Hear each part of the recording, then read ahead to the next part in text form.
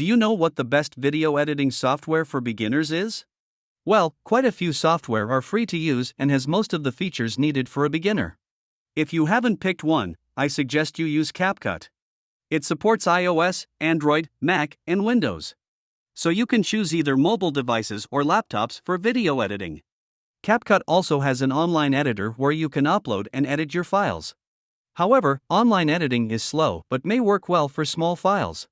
Basic video editing, like joining multiple clips or splitting, is a piece of cake in CapCut.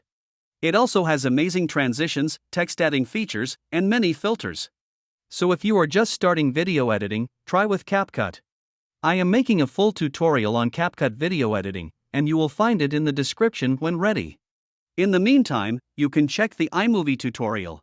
If you are on Windows, you can check out the OpenShot tutorial. The basics of video editing are the same across different software.